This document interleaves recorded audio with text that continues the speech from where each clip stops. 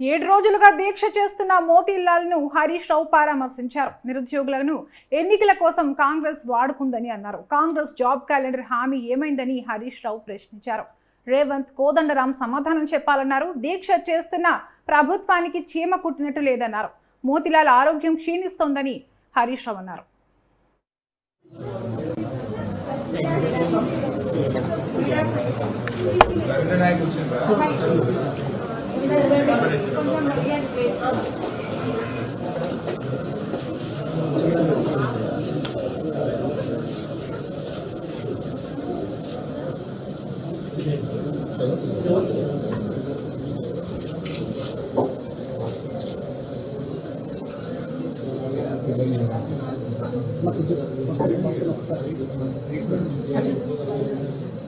కూడా దీక్ష విరమించను అని చెప్పి మోతీలాల్ నాయక్ గారు గట్టిగా చెప్పడం జరిగింది.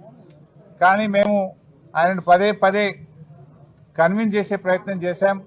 అందరం మీ వెంట ఉంటాం, కలిసి పోరాడదాం, ప్రాణం ముఖ్యం, తల్లిదండ్రులు నీకు లేరు, తండ్రి లేడు, తండ్రి లేని పిల్లడు, నీకు అనేక బాధ్యతలు ఉన్నాయి, దీక్ష విరమించాలని చెప్పి మేము చాలా రకాలుగా మోతీలాల్ నాయక్ను కన్విన్స్ చేసే ప్రయత్నం చేశాం. ఈరోజు ఈ ప్రభుత్వం ఎట్లా తయారైందంటే మొద్దు నిద్రపోతా ఉంది. వీళ్ళందరూ అశోక్ నగర్లో కోచింగ్ సెంటర్ల చుట్టూ తిరిగారు, బస్సు యాత్రలు చేపించారు. రాహుల్ గాంధీ గారిని కూడా అశోక్ నగర్కి తెచ్చి మాటలు ఇప్పించారు, ప్రామిస్ చేపించారు నిరుద్యోగులకు. మరి ఏమైపోయింది? ఇలా మీకు మాత్రం ఉద్యోగాలు వచ్చినాయి, నిరుద్యోగులకు ఉద్యోగాలు రాలేదు. రేవంత్ రెడ్డికి ఉద్యోగం వచ్చింది, కోదండరాం గారికి ఉద్యోగం వస్తూ ఉన్నది, రియాజ్ గారికి ఉద్యోగం వచ్చింది, వెంకట్కు ఉద్యోగం వచ్చింది, మీకు ఉద్యోగాలు వచ్చినాయి, మల్లన్న గారికి వచ్చింది. కానీ నిరుద్యోగ యువతకు మాత్రం ఉద్యోగాలు రాలేదు. ఎందుకు మీ గొంతులు మూగబోయినాయి అని నేను అడుగుతా ఉన్నా.